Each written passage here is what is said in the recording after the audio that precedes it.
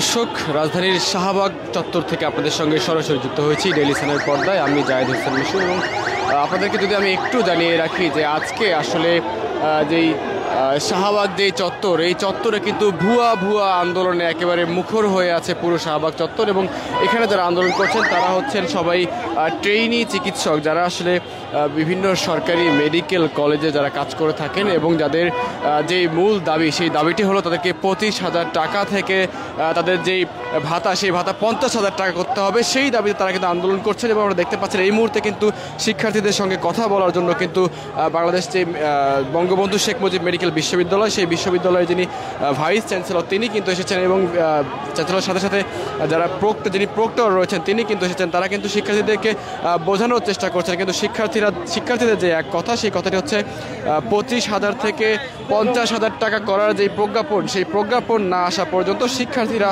তাদের যেই রাজপথ অবরোধ সেখান থেকে তারা সরে আসবেন না, এমন কথা কিন্তু শিক্ষার্থীরা বলছেন।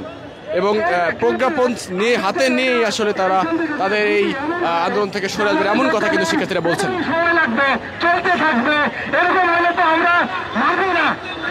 আমাদের কথা এখন যারা আমরা সিনিয়রদের সাথে কথা বলতেছি যে ফাইলটা কবে হবে কি হবে, এখন একটু বলি কথাটা শেষ করেন। বলতেছি যে আমরাই ছিলাম, একটু কথাটা বলে না ভাইয়া। বলতেছি যে আন্দোলন আমাদের চলবে প্রজ্ঞাপন না হওয়া পর্যন্ত। রাস্তায় ঠিক আছে, আপনারা রাস্তায় থাকবেন, কিন্তু রাস্তাতে দেখলাম যে আপনাদের ভিসি এসেছিল, তিনি আপনাদেরকে বললেন যে আমরা এর আগে অনেকবার আশ্বস্ত হয়েছি, কিন্তু আমরা কখনো আমাদের প্রজ্ঞাপন পাইনি। তো এখন আমাদের শেষ। আমরা কয়েকদিন ধরে আমরা ভিসির কাছে যাওয়া হয়েছে, স্বাস্থ্য মন্ত্রণালয় যাওয়া হয়েছে, অর্থ মন্ত্রণালয় যাওয়া হয়েছে। না, এখানে প্রত্যেকবারই এরকম হয়, কিন্তু আসলে এটার হচ্ছে কার্যকর হয় না। তো এখন প্রজ্ঞাপন না নিয়ে আমরা এখান থেকে সরবনা।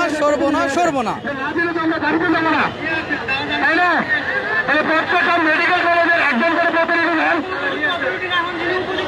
হ্যাঁ আসবে না, আর সবাই ধরুন সব মিনিস্ট্রিকে তো আমরা একটু আনতে পারবো না। সব মিনিস্ট্রিকে একটু জানা যাবে। আপনি একজন করে প্রতিনিধি দেন, আমাদের একজন করে প্রতিনিধি দেন, প্রত্যেকটা মেডিকেল কলেজে।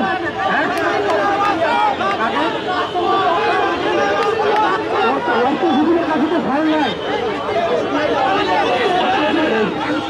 আমরা একটু ভালো রাখতে পারেন। এই পেয়েছ এই পর্যায়ে আপনাদের মাঝখানে বজায় রাখবেন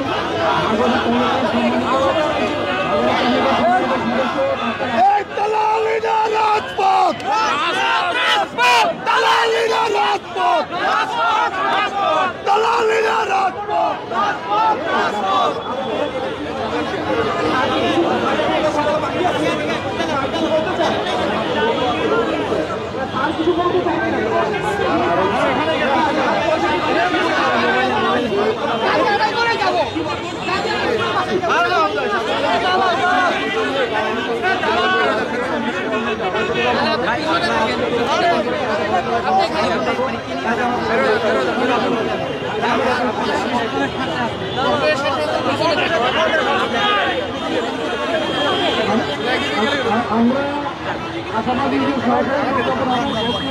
আমি তোমাদের পক্ষের লোক, প্রজ্ঞাপনের বিষয়টা আমার হাতে নয়। আমি তোমাদের জন্য ফাইট করছি, ফাইট আরো করবো। আমি ওখানে গিয়ে উপস্থিত থেকে আদায় করার চেষ্টা করবো। আমরা হবেই একটু সময় চাইছি তোমাদের কাছে। এখন তোমরা তোমাদের বিবেচনা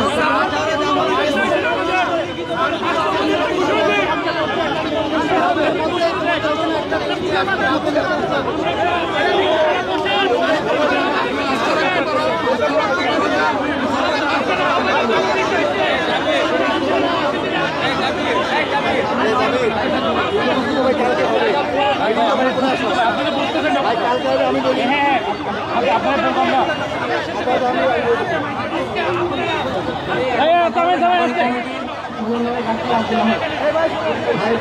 আপনারা একটু আমার এই দাবি নিয়ে আমরা কিন্তু দীর্ঘ 2 মাস ধরে কাজ করতেছি। সামনে ধরেন ভাই, 2 মাস ধরে আমরা মন্ত্রণালয়ের এই ডেস্ক থেকে ওই ডেস্কে দৌড়াচ্ছি। আপনারা জানেন 4 বছর আমাদের নাগরিক কমিটি পেট থেকে সার্টিফিকেট সহ জাবির সহ আশ্রয় সহ আমরা অর্থ সচিবের কাছে দিয়েছি। ফাইলটা প্রতিদিন কোথায় আছে, প্রতিদিন কয়েকবার করে আমাদের কল হিস্ট্রি দেখেন আপনারা, তাহলে দেখতে পাবেন কখনো মন্ত্রীর কাছে কখনো সচিবের কাছে আমরা খোলা নেই।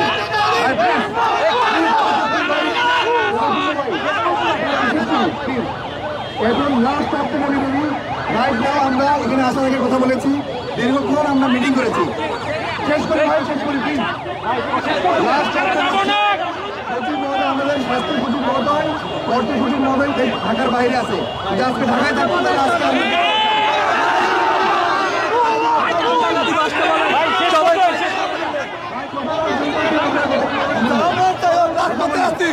ছাড়বো না।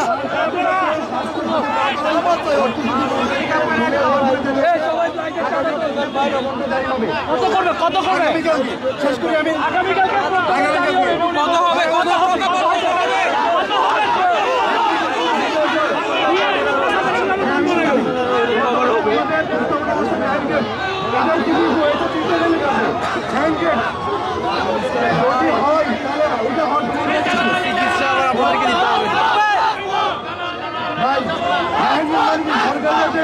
দেখতে পাচ্ছেন এখানে কিন্তু বঙ্গবন্ধু শেখ মুজিব যে মেডিকেল ভিসি এবং কর্মকর্তারা তারা কিন্তু শিক্ষার্থীদের সাথে কথা বলছেন এবং শিক্ষার্থীরা কিন্তু যে দাবি প্রজ্ঞাপন ছাড়া তারা রাজপথ ছাড়বেন না।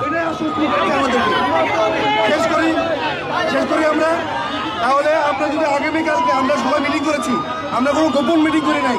আপনাদের 8-10 জন প্রতিনিধি ছিল, আমরা নাগরিক কমিটি ছিলাম, স্বাস্থ্য সচিব ছিল, স্বাস্থ্য শিক্ষা সচিব ছিল, সবার সাথে কথা হয়েছে। আগামীকালকে ইনশাআল্লাহ প্রোগ্রাম রাখবে। আমরা একটু শান্তপূর্ণভাবে তুলে ধরি। আমরা অনেক গুরুত্ব ধরেছি, আমরা অনেক সময় দিয়েছি। বিগত ফ্যাসিস্ট সরকারের আমলে আমাদের দাবি দেওয়া পূরণ হয় নাই, আমরা আশাহত হয়েছি। আমরা বারবার চেষ্টা করেছি, আমরা সবাই এক, আমরা চেষ্টা করবো ইনশাআল্লাহ আগামীকালকের মধ্যে প্রোগ্রামটা নিয়ে আসতে। আজকে যেহেতু অর্থ সচিব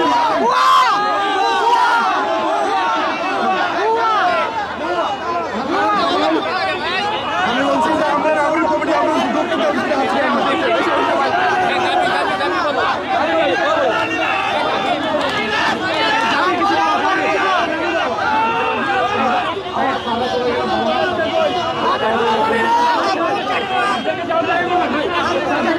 আগামীকাল যদি প্রজ্ঞাপন হয় আমরা সেই পর্যন্ত এখানে অবস্থান করব।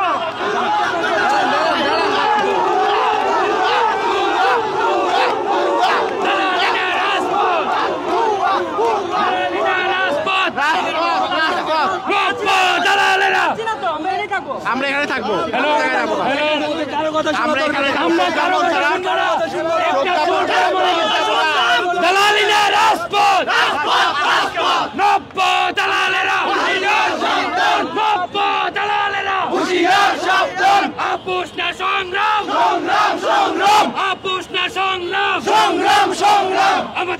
আমাদের দাবি মানতে হবে 24-এর বাংলায় 24-এর বাংলায় নব্য দালালেরা আপোষ না সংগ্রাম আপোষ না সংগ্রাম তার পাশে রাস্তাটা ব্লক করে রাখেন। আমাদের দাবি যতক্ষণ পর্যন্ত না আদায় হয়েছে একটা পরিমাণ আমাদের এখান থেকে সরাতে পারবে না। আমাদের স্বাস্থ্য উপদেষ্টা আসতে হবে, লিখিতভাবে দিতে হবে, সুনির্দিষ্টভাবে বলতে হবে কত দিনের মধ্যে, কত সময়ের মধ্যে, কত টাকা বাড়বে, এটা বলতে হবে। নাহলে আমরা আমরণ এখান থেকে রাজপথ ছাড়বো না। কোন নব্য জ্বালানো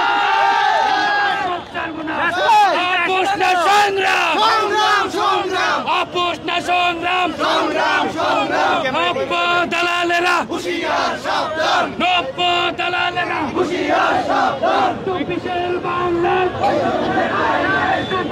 দর্শক, রাজধানীর শাহবাগ চত্বর থেকে আপনাদের সঙ্গে সরাসরি যুক্ত আছি।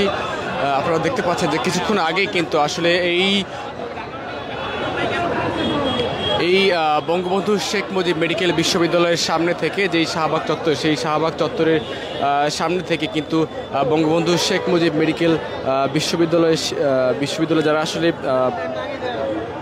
ট্রেনি চিকিৎসক রয়েছেন তারা তাদের যে দাবি অর্থাৎ 25,000 টাকা থেকে তাদের যে দাবি সেই দাবিটা হচ্ছে তাদের যে ভাতা দেওয়া হয় প্রতি 6 মাস পর পর 25,000 টাকা করে, অর্থাৎ প্রতি মাসে 25,000 টাকা করে দেওয়া হয়, কিন্তু সেই টাকাটা দেওয়া হয় 6 মাস পর। তো সেই 25,000 টাকাটি 50,000 টাকা করতে হবে এবং সেই দাবিতে কিন্তু বেলা 2টার সময় আসলে এই শিক্ষার্থীরা কিন্তু আজকে শাহবাগ চত্বর একেবারে বন্ধ করে দিয়েছেন, যাতে করে যান চলাচল একেবারে বন্ধ হয়ে আছে। এবং কিছুক্ষণ আগেই আসলে শাহবাগ চত্বরে কিন্তু এই বঙ্গবন্ধু শেখ মুজিব মেডিকেল বিশ্ববিদ্যালয়ের যিনি ভিসি রয়েছেন তিনি কিন্তু এসেছিলেন, প্রক্টর এসেছিলেন এবং অন্যান্য যারা কর্মকর্তা কর্মচারী আছেন তারা কিন্তু এসেছিলেন এবং তা আমরা দেখেছি তিনি কিন্তু কথা বলেছিলেন শিক্ষার্থীদের সঙ্গে এবং শিক্ষার্থীদেরকে বোঝানোর চেষ্টা করছিলেন যে এই প্রজ্ঞাপন হতে একটু সময় লাগবে, একটু সময় কিন্তু তিনি শিক্ষার্থীদের কাছে চাইছিলেন। কিন্তু শিক্ষার্থীরা যেমনটি বলছিলেন যে আসলে তারা বারবার এই আন্দোলন করে এসেছেন এবং তাদেরকে প্রত্যেকবারই আসলে আশ্বাস দেওয়া হয় যে তাদেরকে দ্রুতই এই সমস্যার সমাধান করা হবে, দ্রুতই প্রজ্ঞাপন দেওয়া হবে, এমন আশ্বাস তাদেরকে দেওয়া হয়। কিন্তু শেষ পর্যন্ত আসলে সেই যে প্রজ্ঞাপন দেওয়ার বিষয় সেটি আসলে হয়ে ওঠে না এবং যার কারণে শিক্ষার্থীরা আজকে যেমনটি বলছিলেন যে রাজপথ তারা কোনোভাবেই ছাড়বেন না যতক্ষণ না পর্যন্ত প্রজ্ঞাপনটি আসলে তাদের হাতে আসে। এবং আমরা দেখেছিলাম যে শিক্ষার্থীদের একটি প্রতিনিধি দল কিন্তু আসলে সচিবালয়ে গিয়েছিল এবং সচিবালয়ে যাওয়ার পরে আসলে শিক্ষার্থীরা সচিবালয়ে গিয়ে আলোচনায় বসেছিলেন এবং সেখানে আসলে বলা হয়েছিল যে শিক্ষার্থীদের কাছে আসলে 48 ঘন্টার একটি সময় চাওয়া হয়েছিল, কিন্তু এতে করে আসলে শিক্ষার্থীরা যেমনটি বলেছিলেন যে আর কোনো সময় নয়, আর কোনো সময় দেওয়া হবে না। শিক্ষার্থীরা যেমনটি বলছিলেন যে আজকের মধ্যেই রাজপথে থাকা অবস্থায় তারা প্রজ্ঞাপন হাতে নিয়ে তারপরেই আসলে তারা এই রাজপথ ছেড়ে যাবেন, এমন কথাটি কিন্তু আসলে আমরা শিক্ষার্থীদের কাছে শুনছিলাম। কিছুক্ষণ আগে বঙ্গবন্ধু শেখ মুজিব মেডিকেল বিশ্ববিদ্যালয়ের ভিসি তিনি এসেছিলেন, তিনি এসে কিন্তু কথা বলে গেলেন এবং শিক্ষার্থীদেরকে বোঝানোর চেষ্টা করলেন, কিন্তু শিক্ষার্থীরা ভুয়া স্লোগানে তাকেও কিন্তু এই শাহবাগ চত্বর থেকে চলে যেতে বাধ্য করলেন। এবং আপনারা শিক্ষার্থীদের যেই শেষ কথা, সেই শেষ কথাটি ছিল আসলে প্রজ্ঞাপন হাতে না নিয়ে তারা কোনোভাবেই আসলে শাহবাগ চত্বর ছেড়ে যাবেন না। দর্শক, বেলা দুপুর 2টা থেকে চলছে শাহবাগ চত্বর অবরোধ, আবারও উত্তাল শাহবাগ। ট্রেনি চিকিৎসকদের যে আন্দোলন সেটি কিন্তু চলমান রয়েছে এবং শিক্ষার্থীরা বলছেন যে তারা আসলে এই সরকারি মেডিকেলে যেই সার্ভিসটি দিয়ে থাকেন এবং সেই সার্ভিসটি যদি তারা আসলে কোনো বেসরকারি মেডিকেল বিশ্ববিদ্যালয়ে দেন সেক্ষেত্রে আসলে তাদেরকে 50 থেকে 60,000 টাকা স্যালারি দেওয়া হবে, কিন্তু এখন আসলে তারা সরকারি মেডিকেলে কাজ করার কারণে তারা আসলে স্যালারি পাচ্ছেন মূলত বা ভাতা পাচ্ছেন 25,000 টাকা করে এবং সেই টাকাটি আসলে বৃদ্ধির দাবিতেই তাদের যে আন্দোলন সেটি কিন্তু চলমান রয়েছে।